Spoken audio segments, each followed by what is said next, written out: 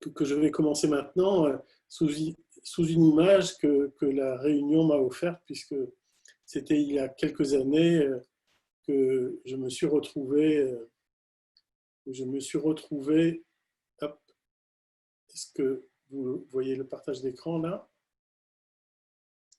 Que je me suis retrouvé au Grand Brûlé un jour à la fois de soleil et de mer agitée. Et Dieu sait si à ce moment-là, la nature était évidemment extrêmement présente. Donc, parler de la nature, quand on est architecte et quand on est urbaniste, évidemment, c'est une façon très particulière de l'aborder. Je ne suis pas horticulteur, je ne suis pas agriculteur, je ne suis pas ingénieur environnementaliste ou environnementaliste tout court. Donc, c'est vraiment en tant qu'architecte, on va dire en tant que participant à ce groupe des bâtisseurs que je vais aborder cette relation à la nature.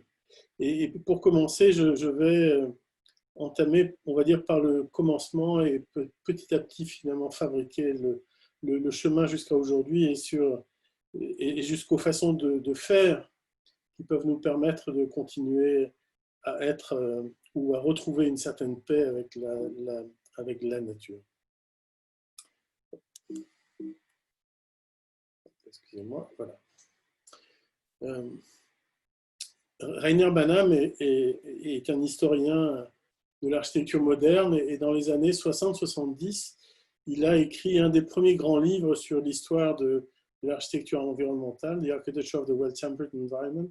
Et dans ce livre, enfin, dont on pourrait dire beaucoup de choses, on pourrait faire une conférence sur ce livre, tellement il est intéressant, mais il dit cette chose basique, indispensable finalement et essentielle, qui est que d'abord, l'homme habite la chaleur de son corps. Et cette chaleur-là, il peut la partager avec le climat quand le climat est serein, quand le climat, comme à certains moments sous les tropiques, fait que finalement l'air et l'eau et les corps sont des espèces de résonances incroyablement harmonieuses.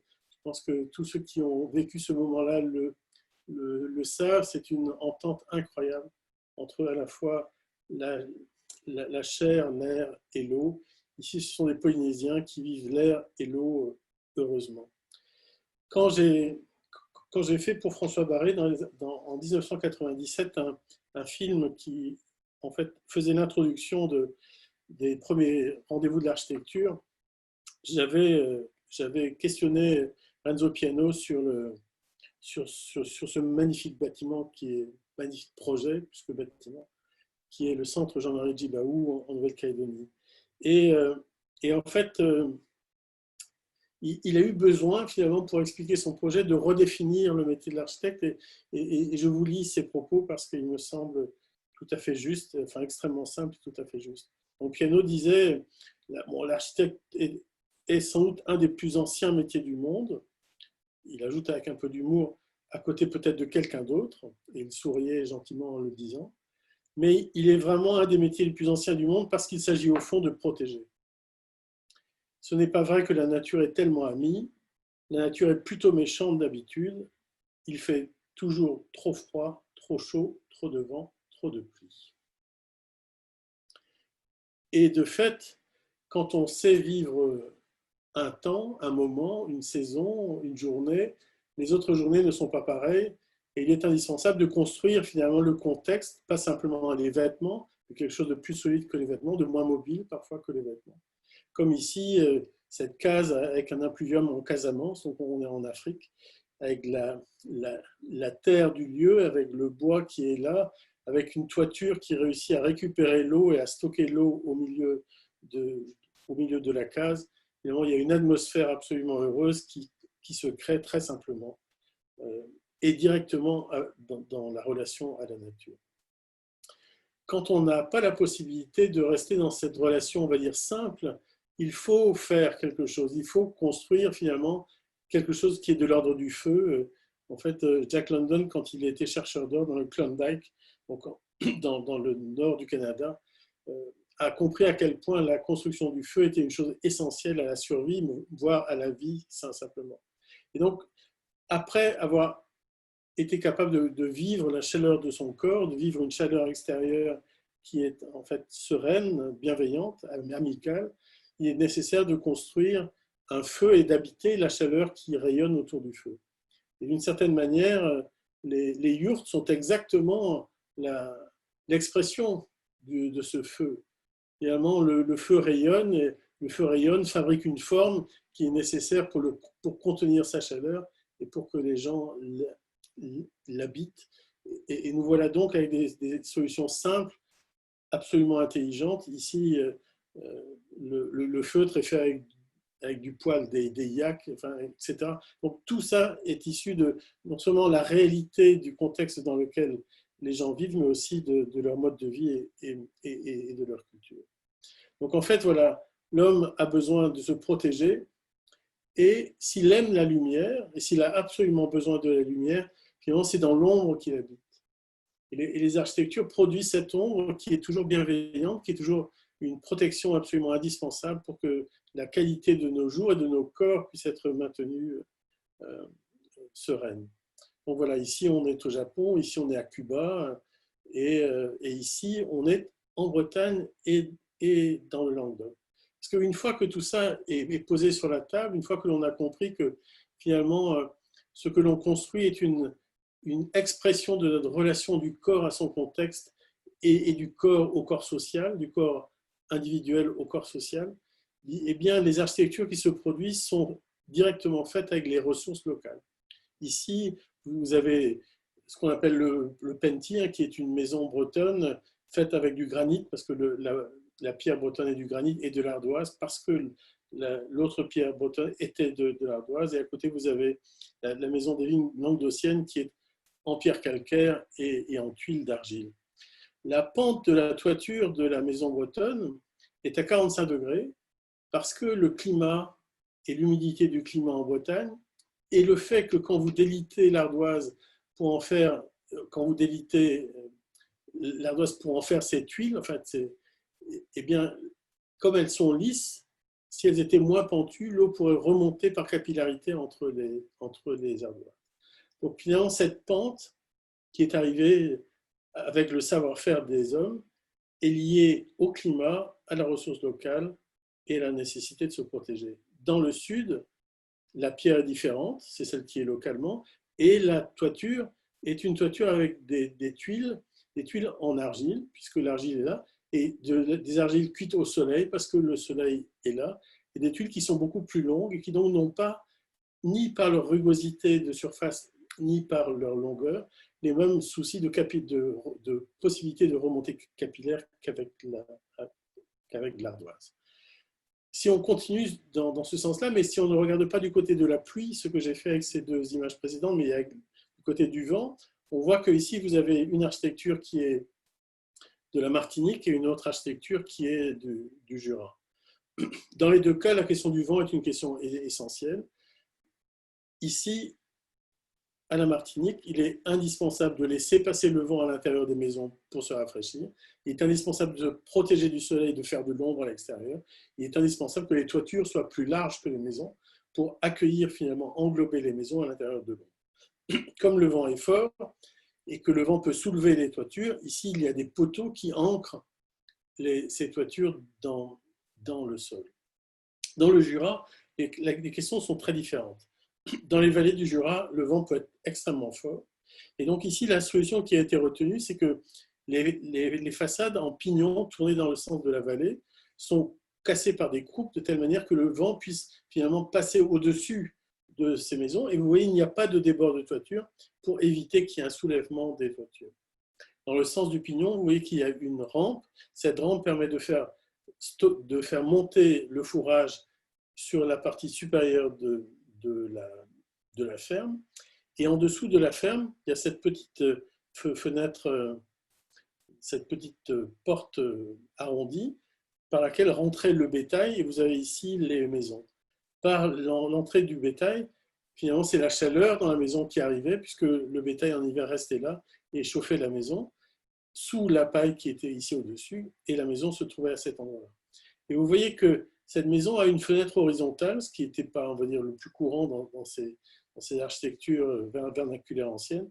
Et en fait, cette fenêtre horizontale, c'est celle de l'agriculteur qui, en hiver, quand il y a de la neige, devient un horloger et a besoin finalement de regarder l'extérieur sur son établi d'horloger.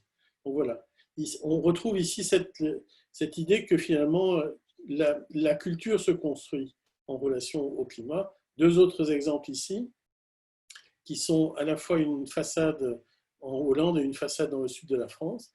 En Hollande, les menuiseries, les fenêtres sont au nu extérieur, pas du tout protégées, parce que finalement, dans ces pays où il fait moins chaud, l'apport de lumière le plus important est indispensable, et qu'il n'y ait pas d'ombre sur les fenêtres, ça c'est vraiment intéressant, et qu'il n'y ait pas la possibilité non plus que la neige s'accumule sur la partie basse de la fenêtre était aussi très important. Et ces fenêtres sont sans rideaux. Il y a dans l'histoire de la Hollande un enjeu lié à la transparence qui est un enjeu culturel extrêmement fort. Et on sait que l'on peut avoir des Hollandais nus derrière. Tout ça correspond en fait à une réalité physique et culturelle très forte. Chez nous, dans le sud, la fenêtre est au nu intérieur, l'ombre se projette sur la fenêtre, les volets viennent par devant, derrière la fenêtre, il y a des petits rideaux, et derrière le petit rideau, il y a une personne âgée qui essaie de regarder qui est dans la rue et pour ne pas être vue. Donc on voit à quel point finalement la création de l'architecture est absolument liée à ces conditions de contexte depuis toujours. À ces conditions de contexte, complètement, que ce soit à la fois le climat, comme on vient de le voir, mais aussi du contexte matériel. Dans ce petit texte de Vitruve, qui date de moins 25 à moins 15 avant Jésus-Christ, Vitruve explique grosso modo ce qu'on appelle aujourd'hui le circuit court. Vitruve dit « Le premier soin de l'architecte devra de ne pas employer les choses que l'on ne peut trouver ou préparer à grands frais, car il est des lieux où on ne trouve en quantité suffisante ni le bon sable de cave, ni de bonnes pierres, ni de l'habit, c'est le pain, ni du sapin, ni du marbre, et où il faudrait, pour avoir toutes ces choses, les faire venir de loin avec beaucoup de peine et de dépenses. » Donc cette réalité de la ressource climatique et ressources physiques, est au cœur de l'architecture depuis toujours. Et en fait, cette réalité-là, cette réalité du rapport au contexte, de la singularité des contextes, finit par fabriquer la réalité de la richesse des architectures dans le monde. Donc là, Diderot écrit à ses amis les frères Grimm, ceux des contes de Grimm, on est au XVIIIe siècle, à une époque où la France s'attache à essayer de construire l'architecture classique pour répondre à l'importance prise par l'architecture baroque. Et en fait, Diderot leur dit l'architecture est un art borné, dit-on, oui, dans l'esprit des architectes, mais qu'on fasse entrer dans son projet, dans le projet d'architecture, la considération du temps, des lieux, des peuples, de la destination, et on verra varier à l'infini les proportions des pleins, des vides, des formes, des ornements et de tout ce qui tient à l'art. Voilà, cette réalité de la diversité, de la richesse de la diversité est connue depuis toujours et est une des raisons fondamentales de l'existence même de l'architecture comme fait culturel. Ça vaut pour les architectures, ça vaut pour les installations et les établissements humains. Enfin, l'architecture n'existe pas hors de l'établissement humain, hors de notre manière de nous installer sur Terre. Et donc voilà juste 3 petits exemples anciens, dont celui-ci. Moi, je suis breton, je suis originaire du Finistère et j'ai longtemps habité dans cette petite commune de Carantec, qui est un très joli port. Et plus on s'approche de la partie du port, moins les rues sont droites. En fait, toutes les rues sont courtes de telle manière que le vent, et Dieu sait si le vent en Bretagne, quand il a décidé d'être violent et froid et humide, n'est pas du tout intéressant, de telle manière que le vent ne s'engouffre pas dans ces voies. Ce qui n'est pas le cas,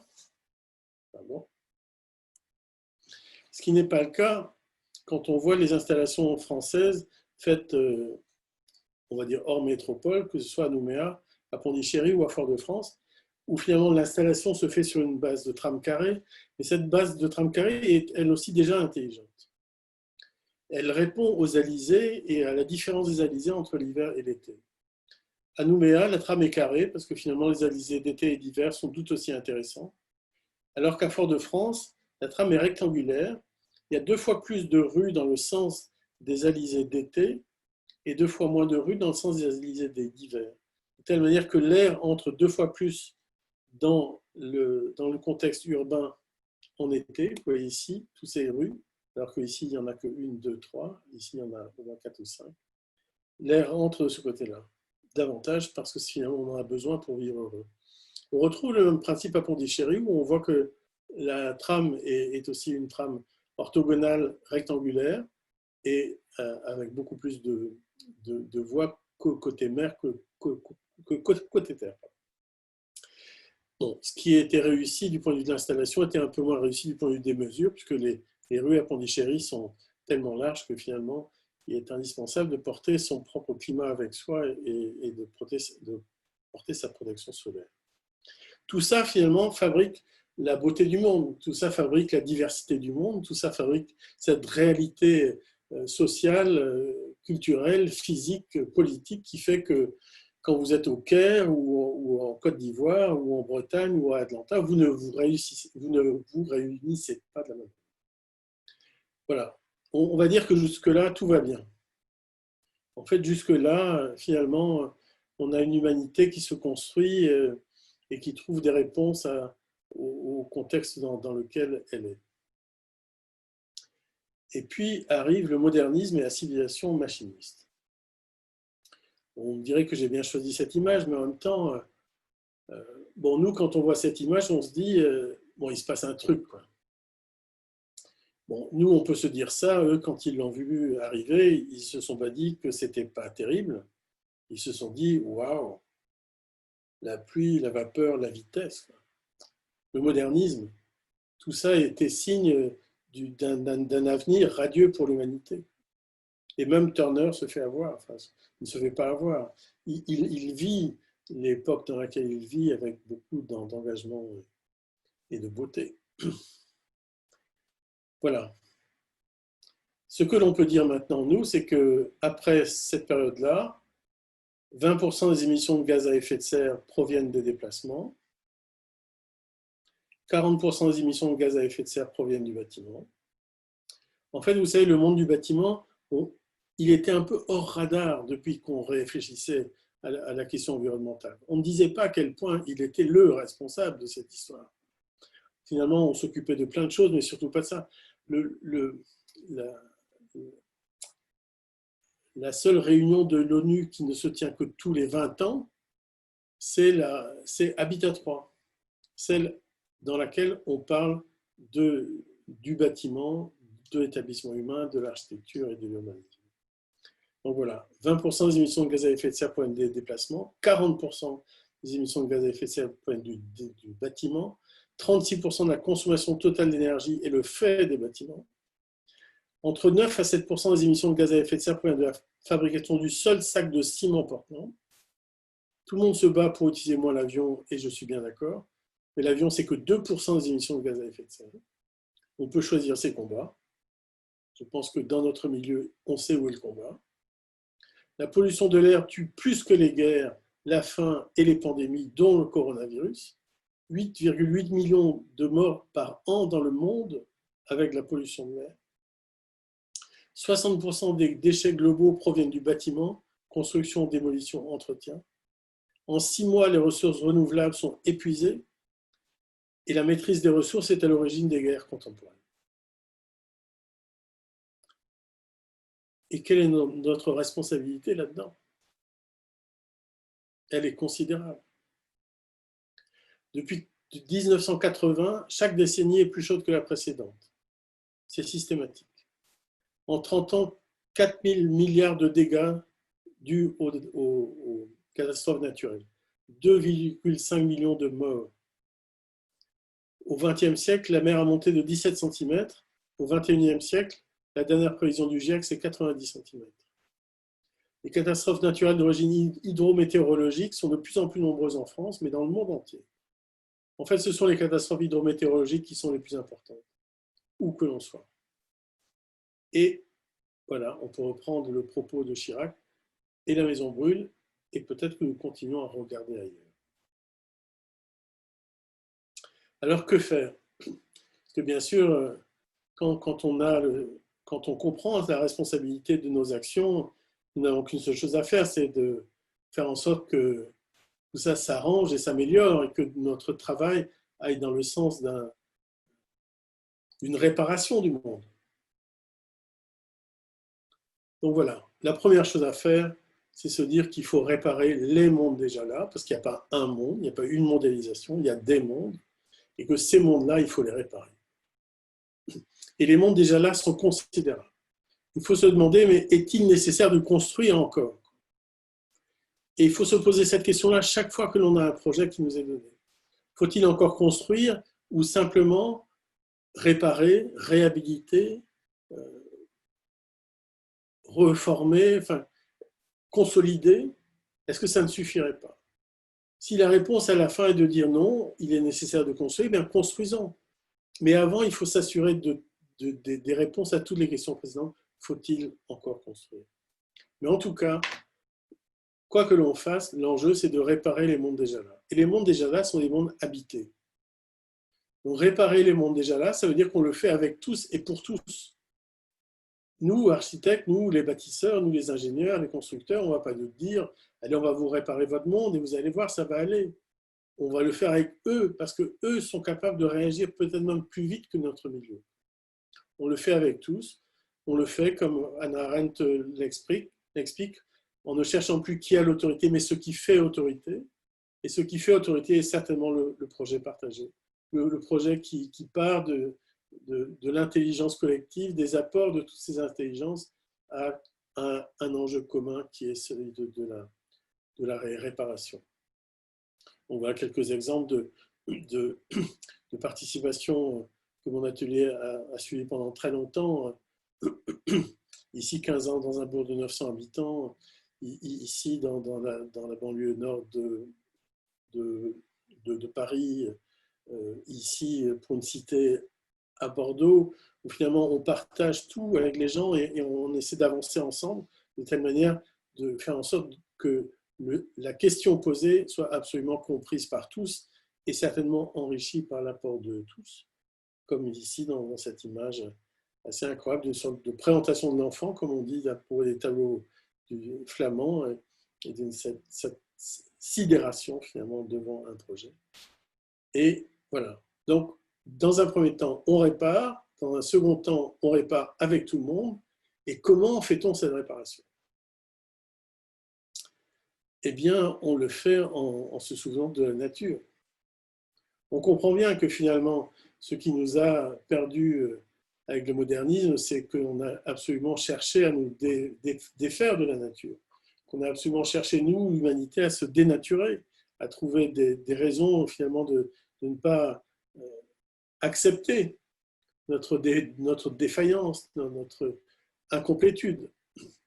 Donc voilà, on peut, plutôt que d'essayer de maîtriser la nature, on peut essayer de faire comme elle.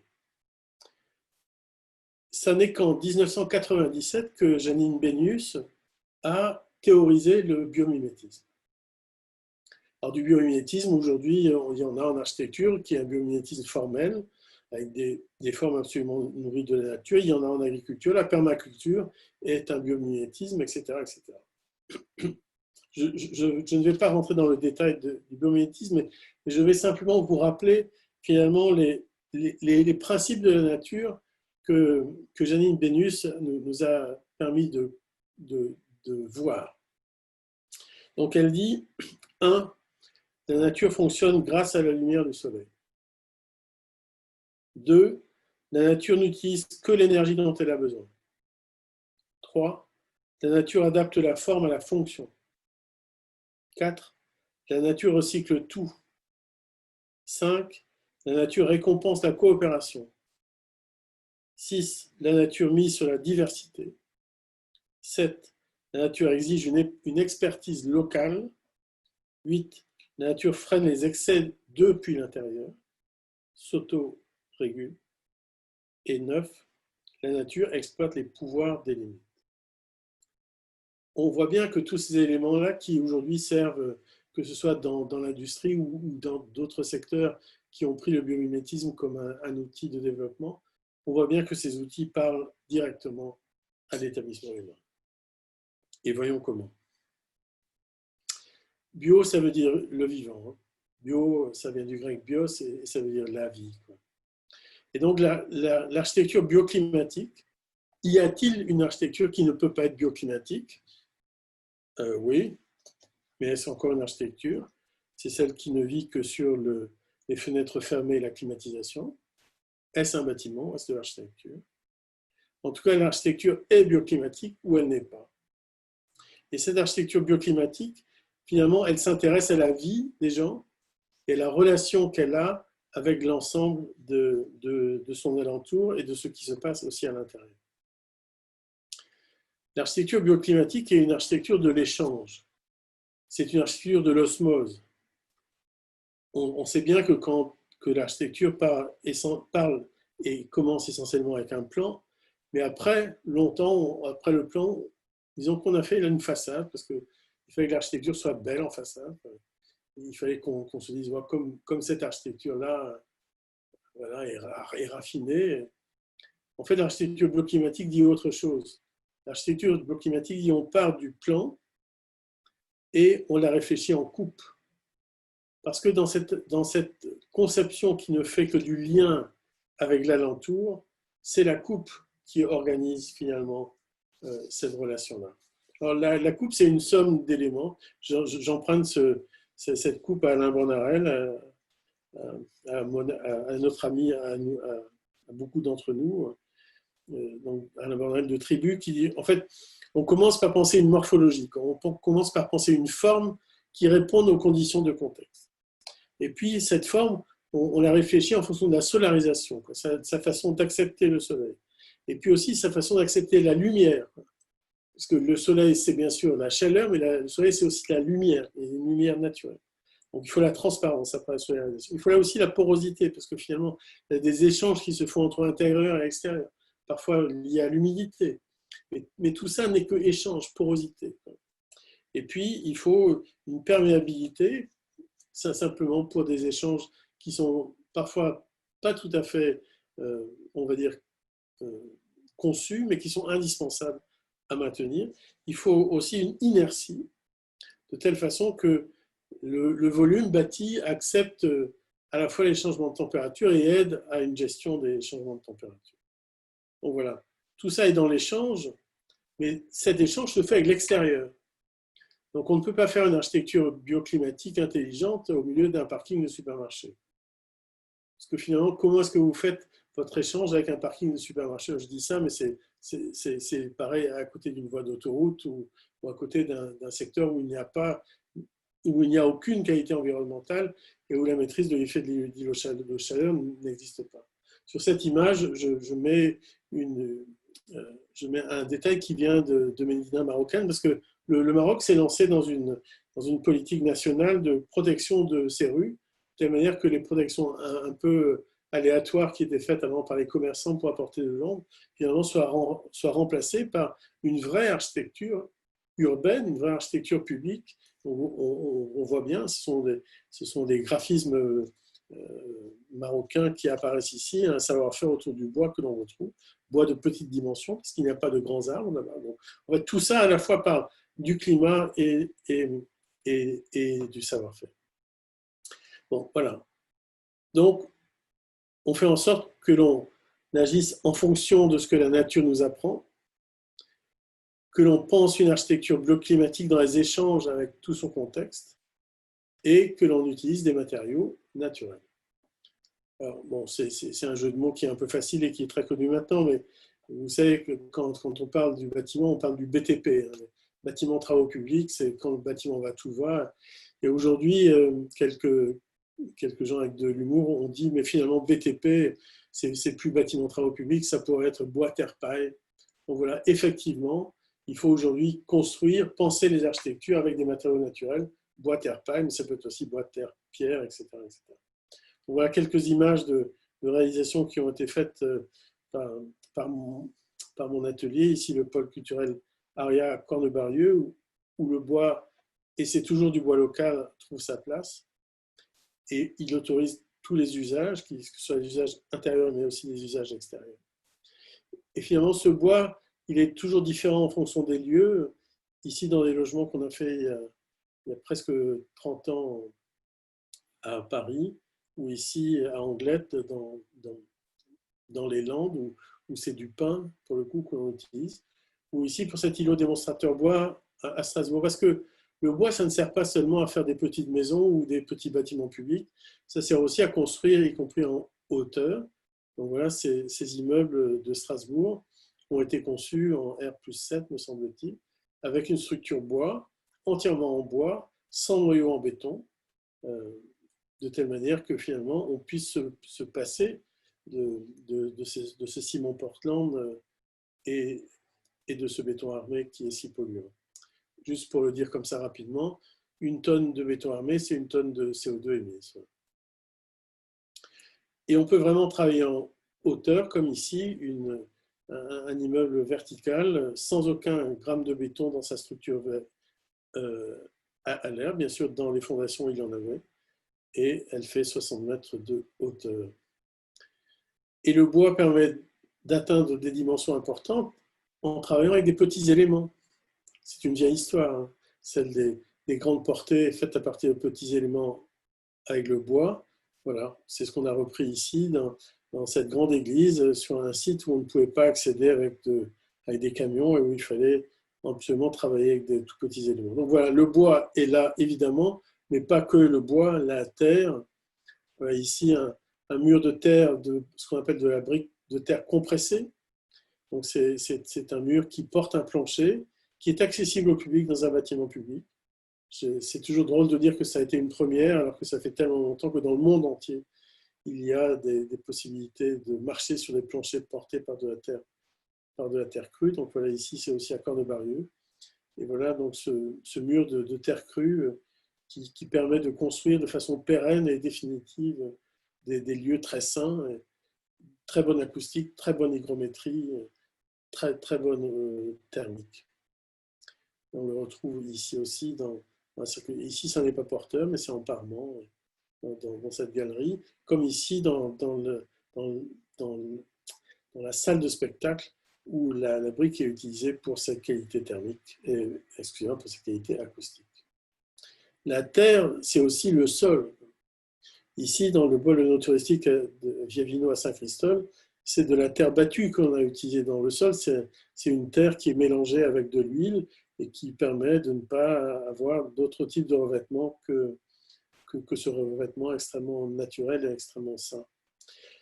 Terre à l'intérieur avec de l'huile, terre à l'extérieur, battue simplement, tassée, comme elle a toujours existé dans les arènes, enfin, comme elle a toujours existé dans les lieux, y compris des lieux publics. La terre, c'est aussi la terre cuite. Et on peut utiliser des éléments de terre cuite, bien sûr, en couverture, comme on le voit sur les façades des maisons qui sont ici en face. On peut aussi détourner finalement ces éléments de tuiles demi-rondes pour venir en faire des mouches arabiées, comme on les a installés ici, autour de l'escalier d'accès à ce bâtiment qui est un internat d'excellence. Il y a la terre et il y a la pierre, parce que la terre, c'est aussi la pierre. La pierre vient de la terre. Et il y a tellement de richesses infinies de pierres, toutes différentes. Quand on change d'une région à l'autre, les couleurs changent, les textures changent, les matières changent. Et donc ici, c'est pour le parc Mystera de Montendre, où la pierre est une pierre calcaire. Ici, c'est en Bretagne, c'est un granit, évidemment. C'est la mairie et la médiathèque de Plourin-les-Morlaix, avec une pierre calcaire qui vient de la carrière d'à côté, de la commune d'à côté. Parce que ici, 20 ans plus tard, quand on fait à nouveau en Bretagne le même type de mur, sans joint, avec des pierres taillées les unes avec les autres, cette pierre-là, elle vient de 5 km par rapport à ce chantier-là, d'une autre carrière aussi, mais c'est la pierre qui correspond à la réalité locale du projet. Et toujours dans Viavino, ici une pierre qui est utilisée à l'intérieur pour les qualités d'inertie que j'évoquais tout à l'heure.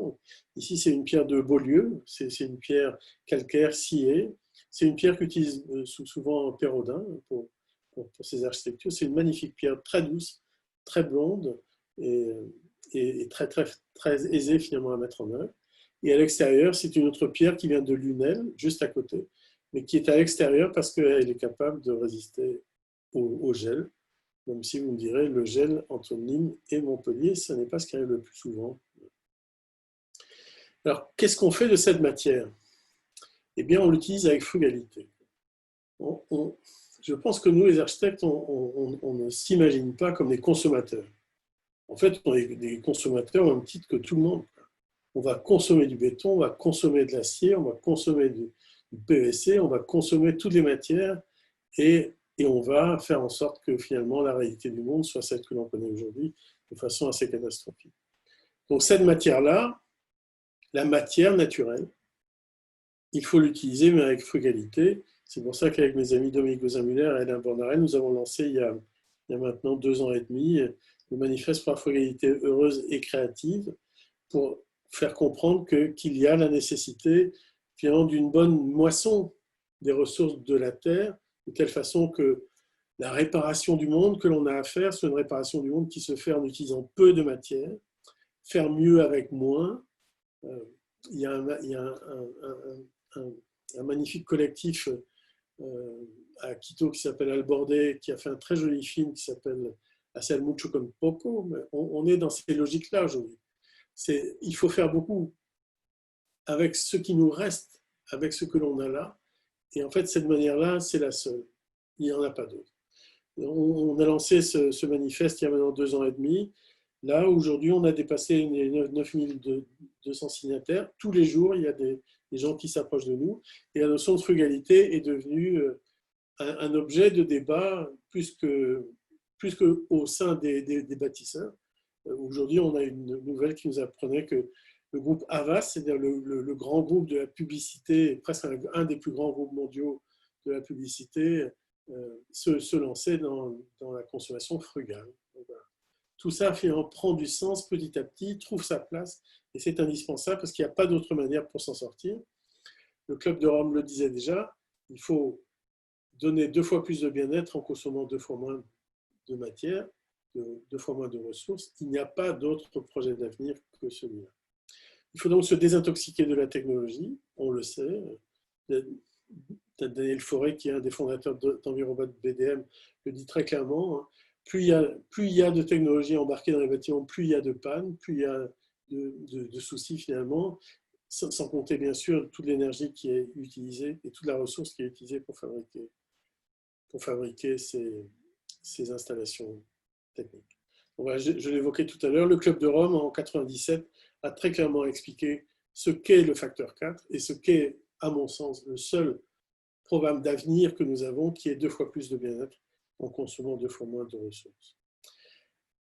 Alors, qu'est-ce que la nature nous apporte? Il faut se souvenir donc, de ce qui était évoqué par les principes de la nature. Tout ce qui vient de la nature vient du soleil. Franchement. Le soleil apporte sur Terre tous les jours toute l'énergie nécessaire au fonctionnement de tout l'établissement humain. Pourquoi est-ce qu'on va encore chercher des énergies polluantes au fin fond de la Terre en dépensant des fortunes? Le soleil, c'est notre solution. Il faut s'en protéger quand il est trop fort, mais en même temps, s'il est trop fort aujourd'hui, c'est un peu à cause de nous. Il faut s'en protéger, mais le soleil, c'est la solution. Donc les architectures doivent accepter le soleil. Il faut qu'elles disent toutes, viens, viens, viens. Si tu es trop fort, je me protège, mais c'est pas grave, ça ne veut pas dire que je t'aime pas, mais juste je me protège de toi au moment où tu es trop fort. À côté de ça, ça veut dire que le soleil apporte l'énergie. Ici, le pôle de touristique Gavino de Saint-Christol, c'est un bâtiment zéro énergie. Ces maisons passives au Havre, voilà, sont à la fois passives parce que l'on a réussi à les orienter de telle façon que même le 21 décembre, on va dire en métropole, elles reçoivent du soleil, 2 heures de soleil le 21 décembre. Ces apports de soleil au 21 décembre, c'est la condition indispensable pour que finalement il y ait une énergie gratuite qui arrive sans grands efforts technologiques. On a ajouté des panneaux de chaude solaire parce que cette technologie-là, elle est tellement basique et tellement efficace que ce serait quand même dommage de s'en priver. C'est ce qu'on a fait aussi pour ce bâtiment à l'île de Nantes. Là, vous ne le voyez pas, mais il est couvert de panneaux solaires. Et aussi pour ce bâtiment qui est un immeuble mixte de logements sociaux à 200 mètres de l'Étoile à Paris. Donc, le soleil, on va dire, c'est l'énergie. On revient aux éléments initiaux, aux éléments naturels de base, hein, l'eau, l'air, l'énergie et la terre. Donc, voilà. On a vu le soleil qui apporte l'énergie. Il y a l'air. L'air, c'est une chose considérable et qui est un des grands sujets de travail que mon atelier mène depuis maintenant plus de 20 ans. Voilà, juste des images de projets que l'on a réalisés depuis 2000, de bâtiments publics ici, et chacun avec des solutions techniques différentes, soit une ventilation naturelle assistée contrôlée partielle, soit une ventilation naturelle avec un puits canadien, soit une ventilation naturelle assistée contrôlée et des enjeux d'énergie et d'acoustique, ou avec un puits provençal, etc., etc. En fait, tous ces travaux-là sont faits de telle manière que l'air soit renouvelé sans moteur, simplement par des systèmes intelligents liés au mouvement de l'air et au tirage thermique. Parce que ce qu'on a perdu quand même avec le modernisme, c'est notre relation directe à la nature. Regardez bien, l'air arrive dans les logements par des machines, la chaleur arrive dans les logements par des radiateurs ou des chauffages, la lumière arrive dans les logements par des ampoules, etc., etc. Tout ce qui est finalement notre lien naturel à la Terre a été transformé et donné aux machines. Donc voilà, quelques exemples de ces travaux. Voilà, ici, vous avez Viavino avec le puits canadien qui a été réalisé de telle façon que là, c'est un bâtiment public dans lequel on n'a pas de chauffage, ce qui n'est pas tout à fait dans le cadre de la loi, on va dire, mais en tout cas, ça marche très bien. Ici, vous avez une expression de ce que finalement, il nous semble utile de faire, que des matériaux biosourcés, pierre, bois, la lumière naturelle omniprésente, la ventilation naturelle omniprésente. Et tout ça est lié à des savoir-faire anciens que l'on a soit oubliés, soit qu'on ignore. Comme ici le Bagdir en Iran, qui est une tour à vent qui sert à renouveler l'air dans des maisons qui sont des maisons en terre.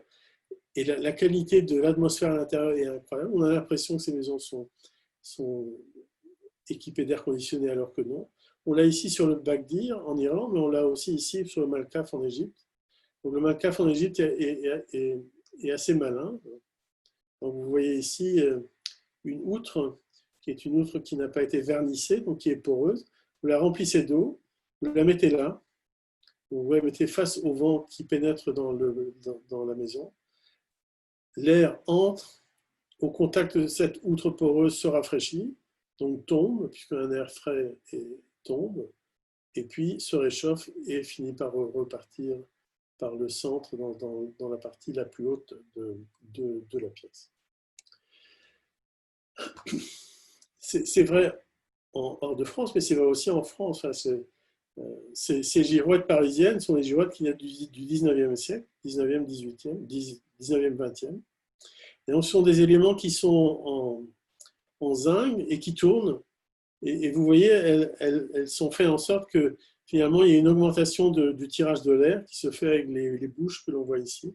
À la fois, l'air entre par là, l'air entre par ici. Et grâce à cet empennage, cette protection qui fait tirage empêche aussi que la pluie tombe à l'intérieur de la cheminée. C'est sur cette base-là que l'on a réalisé ces logements qui sont des logements en ventilation naturelle assistée contrôlée, qui sont les seuls en métropole de ce genre, parce qu'il n'y a pas de moteur. Il n'y a aucun moteur qui remplace si le tirage thermique ne marche pas, mais le tirage thermique marche. Et on a fait ces tourelles qui font près de 4 mètres de haut, avec les ressources de l'eau locale, puisque ce sont les chaudronniers de marine de Saint-Nazaire qui l'ont fait.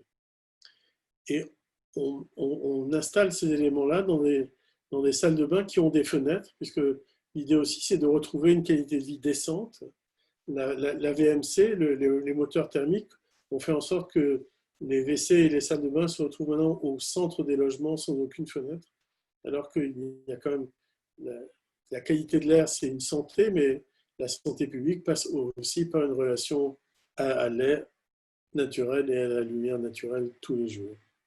Après ce travail-là que l'on a fait à Saint-Nazaire, on a réalisé, quand je dis on, c'est toujours avec Alain Bornarel, on a réalisé cette réhabilitation d'une écurie en Bretagne où on a décidé de faire aucun système de ventilation mécanique et aucun système de chauffage. Je ne vais pas entrer dans le détail ici, mais disons que tout ça fonctionne évidemment très bien, avec des éléments qu'on n'a pas pu acheter en France parce que les lobbies sont tellement puissants en France que certains éléments de ventilation naturelle ne sont pas accessibles en métropole. Et à partir de ces deux expériences, de Saint-Nazaire et de Plouguin, on a proposé ici à Bordeaux de faire des logements collectifs sans aucun système de ventilation mécanique. Donc, comme les enjeux sont les enjeux de santé publique, il faut que les ministères soient d'accord avec nous. Donc, on a l'accord des ministères pour faire ces logements sans aucun système de ventilation mécanique, mais simplement avec des entrées d'air en façade, déjà avec des fenêtres dans toutes les pièces, fenêtres dans les salles de bain, fenêtres dans les WC, fenêtres dans la cuisine, logement traversant pour qu'il y ait un balayage. Et sur cette base-là, le ministère nous a dit oui, le PUCA nous accompagne et le CEREMA va monitorer ces logements pour qu'on s'assure que la qualité de l'air est absolument protégée. En fait, voilà. Donc, on voit bien que l'air, la lumière, la chaleur, c'est une seule et même matière et c'est la matière avec laquelle nous avons à travailler. Et l'air, c'est aussi un enjeu de santé publique et de qualité de vie urbaine. Bon, disons qu'à La Réunion, ce sont des choses que l'on connaît bien, mais quand on vient travailler sur des secteurs urbains à La Réunion, on travaille avec des logiciels qui nous permettent de voir le mouvement de l'air et de s'assurer que l'air est à la fois présent pour une qualité de confort en été, que l'on peut s'en protéger en hiver et que l'air arrive jusque tous les logements et à l'intérieur de tous les logements. Et donc voilà, ce sont des petits travaux comme ça que l'on fait de simulation et de vérification que l'air passe de l'intérieur à l'extérieur. C'est ce qu'on évoquait tout à l'heure sur la question de l'échange intérieur-extérieur et du bloc climatique. L'eau, évidemment, l'eau qui arrive sur un terrain, il doit rester dans ce terrain, il ne doit pas être repris ou acheté par des sociétés multinationales. L'eau appartient à la terre sur laquelle elle tombe. Et donc ici, dans ce projet qu'on a fait en 2003, qui est un centre de loisirs, on a fait en sorte que l'ensemble des toitures, finalement, déverse toute son eau dans un aqueduc. Et en fait, c'est cet aqueduc que l'on voit ici, amène toute l'eau à cet endroit-là. Les enfants voient l'eau qui descend et donc comprennent les enjeux liés à l'eau. Et cette eau-là est utilisée dans leur sanitaire et pour l'entretien de l'ensemble de ce site-là. L'eau, c'est aussi des logiques naturelles très fortes, comme celle de l'inertie et de la pression. Et donc voilà, on a fait ce château d'eau qui est zéro énergie, c'est-à-dire qu'il est bas, il est horizontal, parce qu'on utilise la pression du réseau pour le remplir. On n'a pas besoin d'avoir des moteurs pour venir le remplir. L'eau, c'est aussi la pédagogie de l'environnement. Comme ici, la maison du lac de Grandlieu, où on explique pourquoi, finalement, notre relation à la nature est une relation complexe. Donc, ce bâtiment-là l'explique face au lac de Grandlieu. Et ce petit dispositif, vous voyez, montre que quand il y a inondation, l'eau monte jusque-là.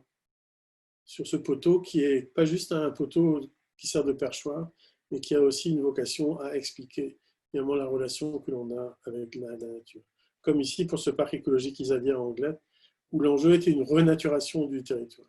L'eau, ça sert aussi, par sa qualité et sa constance de température, à faire en sorte que des villes et des établissements humains puissent trouver une fraîcheur sans avoir à la produire, sans avoir à la fabriquer avec des moteurs, simplement en allant chercher cette puissance calorique.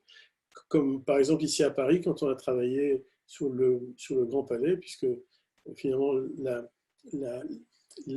la Seine a une température basse, et cette température basse, elle pourrait tout à fait servir à réguler la température de ce Grand Palais.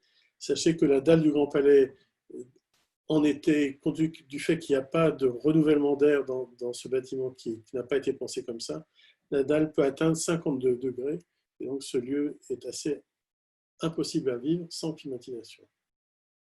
L'eau, bien sûr, elle est partout, et il faut l'accepter. Il ne faut surtout pas lui dire « tu ne viens pas », parce que l'eau est plus forte que nous, elle vient, elle arrive.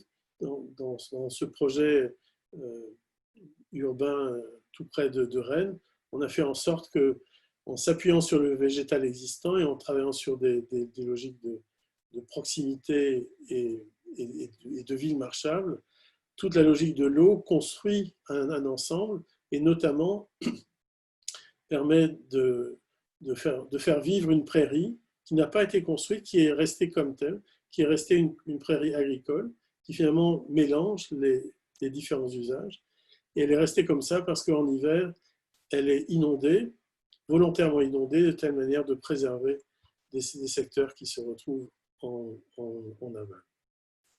Et c'est ce dispositif-là que l'on a. Alors, avant la fin de cette conférence, je veux juste vous parler de ce projet-là et d'un autre qui est une réhabilitation à Paris. Sur celui-ci, je vais rester un peu plus longtemps, simplement parce que ce projet-là, finalement, montre que l'on peut mettre tous ces principes en même temps et que finalement, ce qui apparaît, c'est un espace de vie tout à fait désirable. Donc ici, on est à Val-de-Reuil, dans la vallée de la Seine, en Normandie, et c'est un éco-village de 100 logements, avec une crèche, avec une chaufferie, avec des maisons de jardiniers, de l'horticulture bio. C'est sur un site inondable, et on le voit bien, les anciens avaient compris comment s'installer, avec une distance de respect tout à fait nécessaire, avec des logements qui tournent le dos à la vallée, qui tournent le dos au nord, puisque dans la vallée de la Seine, les vents du nord sont frais, et s'orientent vers le sud. Et vous voyez, il y a dans les années, on va dire, à la fin du XXe siècle, il y a quelques couillons qui se sont installés à cet endroit-là. Donc on nous a demandé de réfléchir dans cette partie-là, et que l'on a commencé à réfléchir essentiellement à partir de l'eau, bien sûr, et à partir de la façon dont l'eau pouvait venir. On a décidé qu'on n'allait pas lui dire de ne pas venir, mais au contraire, on allait réfléchir comment les crues décennales, trentenales et centenales allaient pouvoir nourrir ce secteur-ci.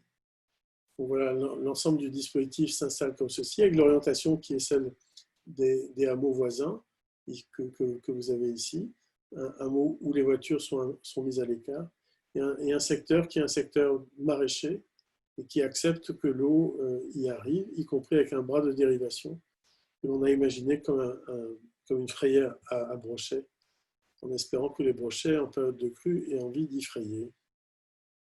Donc voilà à quoi ressemble le site quand il est inondé. Donc l'eau trouve sa place, puisque l'eau est attendue. L'eau vient au contact des maisons, dans un rapprochement qui est tout à fait pensé pour ça. Et bien sûr, même quand l'eau est là, l'ensemble du projet fonctionne.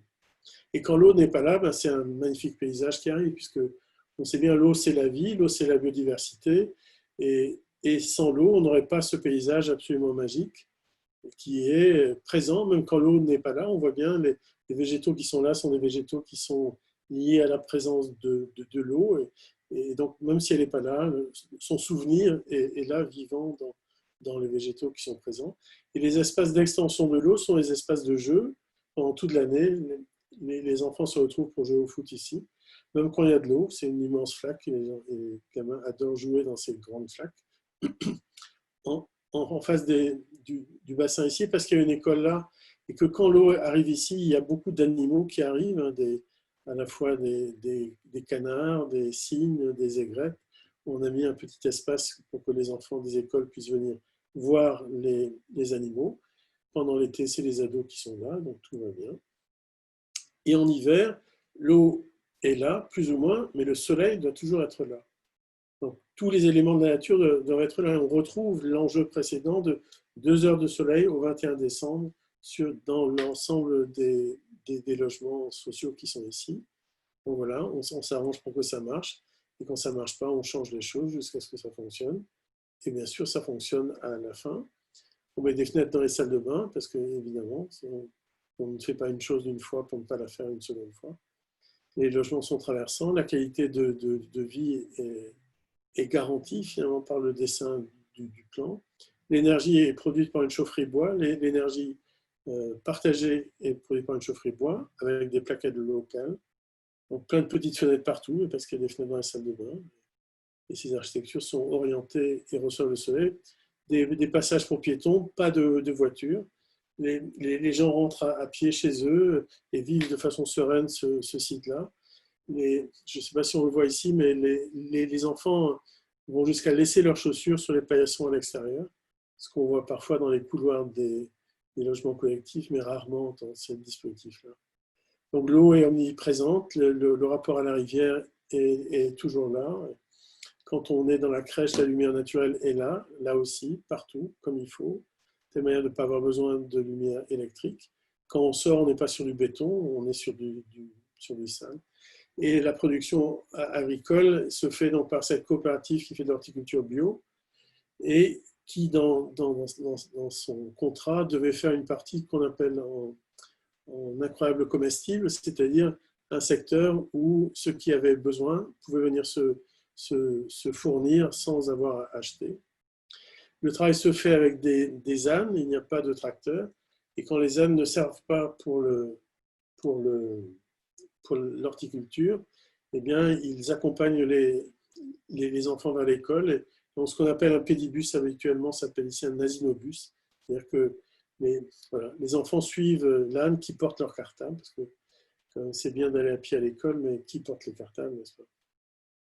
Donc, il faut faire tout ce travail-là pour réussir à faire en sorte que ce projet-là, qu'un projet ait une empreinte écologique égale à sa biocapacité. C'est-à-dire l'équilibre entre l'empreinte écologique et la biocapacité, c'est la base de la durabilité. Si vous n'avez pas ça, ça ne marche pas. Paris a une empreinte écologique 313 fois plus lourde que sa biocapacité. Donc, on voit tout le travail qu'il y a à faire et c'est une autre manière de penser la relation de Paris à son territoire pour réussir à arriver à une durabilité. Donc, voilà, on fait tout ça. On pourrait se dire c'est bon, eh bien non, on le sait depuis tout à l'heure où je l'ai rappelé. Il ne suffit pas de savoir faire ça en neuf, il faut réparer le monde déjà là. Les gens qui habitent dans ce quartier ne payent pas de chauffage. Le travail a été fait de telle manière que même quand il fait très froid, ils n'ont pas besoin de leur énergie ou de très peu d'énergie. Et donc tout le monde sait ça dans cette ville de Val-de-Reuil. Et le quartier d'à côté, celui-ci, là, vous voyez, ça c'est l'écoquartier des Noé, et ça c'est un hameau qui est le hameau de Landelle. Ce sont des maisons Phoenix. Les maisons Phoenix sont les maisons les moins chères de France, hein, en structure métallique très fine et en éléments de panneaux béton préfabriqués. Et donc le maître d'ouvrage, intelligemment, nous a demandé de faire en sorte que la qualité que l'on a apportée ici puisse se retrouver à cet endroit-là. Donc on réhabilite un quartier de logements sociaux. Et du coup, ici, on a fait ce travail-là en 10 ans, et celui-ci, on va le faire en 4 ans. Ici, 100 logements, ici, 100 logements. Et finalement, cet écoquartier va passer de 100 à 200 logements en très peu de temps. Parce que la réhabilitation a aussi cette grande qualité-là, d'être beaucoup plus rapide que le neuf. Donc voilà, je vais terminer avec ces éléments, avec ce projet-là. Dans le nord de Paris, dans le 19e arrondissement, il y avait un lycée hôtelier qui était le lycée Jean Carré. Parce que ça, c'est Paris. Paris, ce n'est pas que les Champs-Élysées. La réalité de notre monde est aussi ici directement héritée du XXe siècle. Donc, on nous a demandé de faire une maison des réfugiés et de la médiathèque. Et donc, on est parti d'un principe simple qui est 1, on réhabilite. 2, le béton est déjà là, donc on ne va pas rajouter 1 gramme de béton.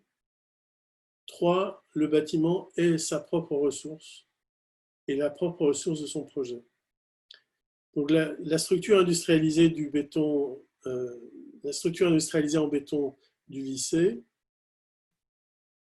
on en enlève les parties nécessaires pour donner une qualité d'espace à la médiathèque. Et tous les éléments que l'on déconstruit sont gardés sur place de telle manière d'être soit broyés, soit réutilisés en dallage extérieur. Et donc le bâtiment devient sa propre ressource. Et tout ce que l'on ajoute, eh bien, ce ne sont que des matériaux biosourcés. Du bois, bien sûr. Ici, on est en Île-de-France, donc le bois, c'est du chêne pédonculé, puisque en fait, la filière bois Île-de-France a beaucoup de chênes. Donc voilà, cette mantille de protection est une mantille en bois. Voilà d'autres images. Ce sont que des pièces droites de bois. Il n'y a pas d'effort d'énergie pour courber les choses. C'est en assemblant des parties droites qu'on arrive à obtenir ces courbes. Et à l'intérieur, il y a un très grand mur qui est en terre coulée. La terre coulée est le grand enjeu de demain dans le monde du bâtiment. On va arrêter d'utiliser du ciment, du béton armé de ciment Portland, qui est la catastrophe qui nous a amené dans la situation dans laquelle on est aujourd'hui. Et le savoir-faire des banches, le savoir-faire qui est porté par les entreprises de gros œuvres, on ne peut pas s'en passer parce que c'est un très beau savoir-faire. Donc la question, c'est qu'est-ce qu'on coule dans les banches si on ne coule plus de ciment Portland. Et en fait, un peu partout, les recherches se font aujourd'hui sur que peut-on faire avec une terre coulée, comment l'armer. Et donc voilà, le travail qui est fait ici se fait à Amaco et avec un jeune architecte qui s'appelle Nicolas Missner, de telle façon de trouver des solutions d'avenir finalement, pour que l'emploi de la terre, qui est une de nos plus vieilles ressources, devienne vraiment une ressource de demain. Donc voilà les tests qui ont été réalisés par Amaco pour faire apparaître cette terre coulée. Donc là, zéro ciment, pas de chaux, pas de ciment, uniquement de la terre, des fibres. En fait, il y a de la paille à l'intérieur qui sert de fibre. Et puis, il y a ces ganivelles que vous voyez là, qui est en fait une armature. Donc, le bâtiment ressemble à cela, je ne vais pas rentrer dans les détails. Bon. L'idée, c'est d'ouvrir tout ceci, de faire en sorte que la lumière arrive et surtout que l'air et la lumière passent, toujours. Comment peut-on accueillir le mieux possible tous les éléments que la nature nous offre gratuitement? L'air, la lumière, évidemment, en font partie. Donc, il faut rendre poreux des architectures qui n'étaient pas poreuses. Et là, je vais terminer avec ça. En fait, quand on a lancé avec Dominique Ozamuller et Alain Bornarel le manifeste pour la frugalité heureuse et créative, on a eu de magnifiques signatures. On continue à avoir plein de très belles signatures. Et notamment celle d'Edgar Morin, ce grand monsieur qui a eu la gentillesse non pas seulement de signer, mais de nous envoyer un petit mot et de nous rappeler que dès qu'il est question de frugalité, il est aussi question de fête. Et donc, nous avons décidé de faire des fêtes frugales. Et bon, cette année, la première fête frugale n'aura pas lieu à cause du confinement, mais elle aura certainement lieu l'année prochaine, et c'est la fête du soleil. Pour revenir à cette idée initiale, le soleil nous donne tout, le soleil est la solution. Faisons la fête du soleil. Et donc aujourd'hui, la frugalité heureuse et créative avec l'association Négawatt et avec l'association Au bout du plongeoir près de Rennes prépare une magnifique fête du soleil. Voilà, je vous remercie de m'avoir écouté.